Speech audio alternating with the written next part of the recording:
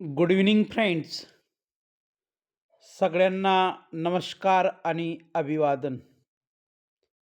यापूर्वीच्या काही व्हिडिओमध्ये ए, ई, आय, ओ, यू हे जे काही इंग्रजीतले 5 स्वर आहेत आणि या 5 स्वरांचा योग्य तो उच्चार, योग्य तो ध्वनी माहिती नसल्यामुळे आपल्याला काही शब्द इंग्रजीतील वाचता येत नाही किंवा वाचता आली तर त्यांच्या योग्य ते प्रनन्शिएशन म्हणजे उच्चार करता येत नाही किंवा कधी-कधी आपल्याला उच्चार न करता आल्यामुळे, न वाचता आल्यामुळे आपल्याला स्पेलिंग तयार करायला अडचणी येतात.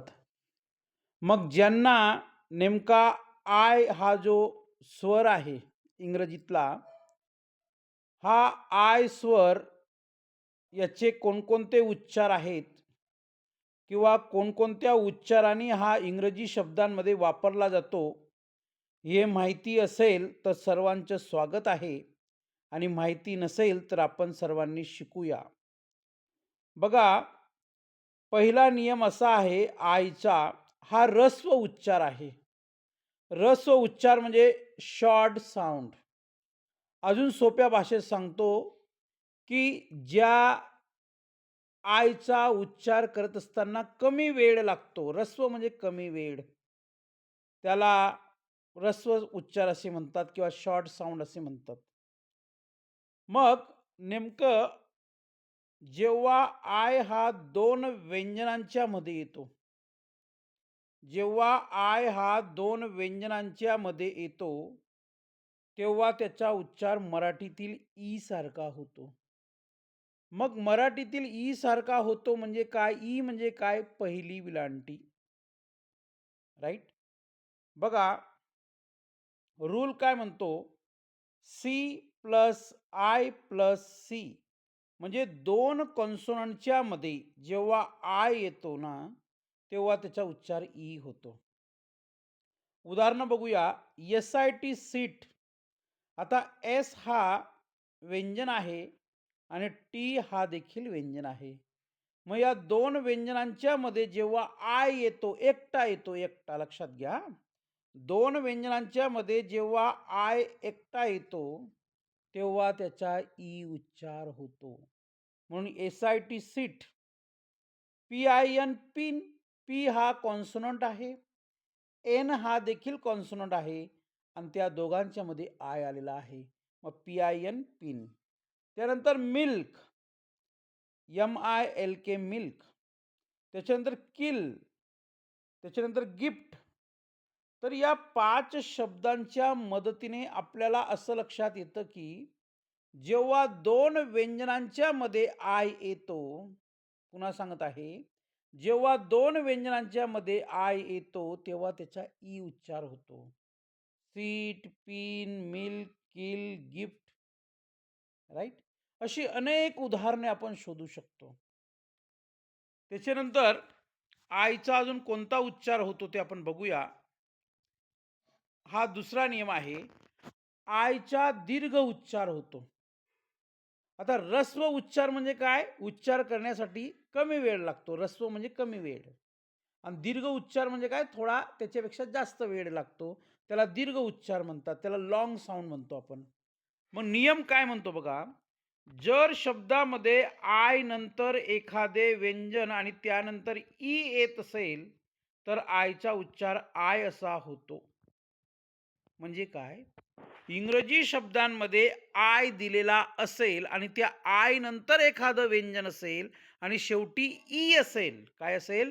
शेवटी ई असेल, तेव्हा आय उच्चार करतात. बघा, रूल काय म्हणतो? I plus consonant. लक्षात घ्या. I plus consonant plus E म्हणजे आय नंतर एक व्यंजन आणि त्या व्यंजनानंतर ई, तेव्हा आयचा उच्चार आयच होतो. बघा उदाहरण बघा. के-आय-टी-ई, क-आईट. क-आईट म्हणजेच काईट. बाईट, ब-आईट, ब-आईट, बाईट. र-आईस, राईस. न-आईस, नाईस. ल-आईफ, लाईफ. बघा, म्हणजे आता पहिल्या शब्दामध्ये आय नंतर टी आहे, टी व्यंजन आहे आणि त्याच्यानंतर शेवटी काय आलेलं आहे? ई म्हणून आय उच्चार.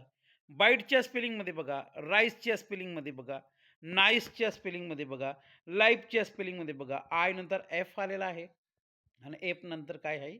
ई.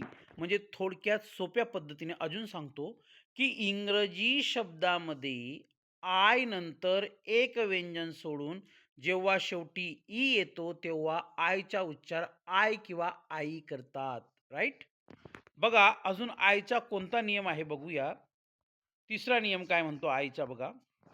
आयचा उच्चार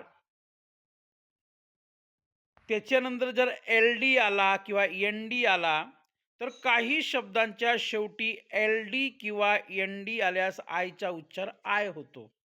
कसं बघा. पहिला शब्द आहे के-आय-एन-डी बघा आय-एन-डी आलेलं आहे. काइंड, माइंड, चाइल्ड, वाइल्ड म्हणजे वाइल्ड, चाइल्ड, माइंड, काइंड या अर्थाने. म्हणजे आय-एन-डी आला तर आइंड म्हणा. आय-एल-डी आला तर आइल्ड म्हणा. येते लक्षात? राइट? तर पुढचा नियम काय म्हणतो ते आपण बघूया. 4 नंबरचा नियम काय म्हणतो लक्षात घ्या. आयचा उच्चार अ देखील होतो लक्षात घ्या.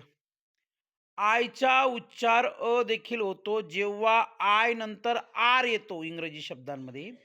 इंग्रजी शब्दांमध्ये जेव्हा आय नंतर आर येत असेल, तर त्याचा उच्चार अ होतो.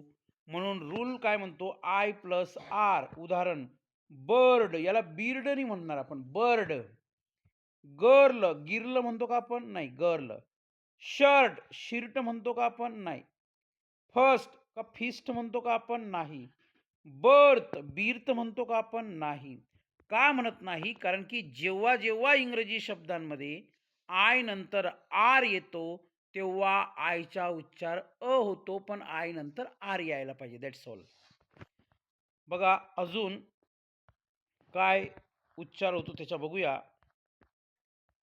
आयचा दीर्घ ई उच्चार होतो. आता दीर्घ ई म्हणजे काय? मराठीतील दुसरी विलांटी. काही विशिष्ट शब्दात किंवा परकीय शब्दात आयचा उच्चार दीर्घ ई असा होतो. असं का म्हटलं मी? कारण की इंग्रजी भाषेवर फ्रेंच, जर्मन, ग्रीक, इतर भाषांचा प्रभाव आहे किंवा इतर भाषातील शब्द इंग्रजी भाषेत आहे. त्यामुळे इंग्रजी ही अपवादांची भाषा आहे असं मला म्हणायचं आहे.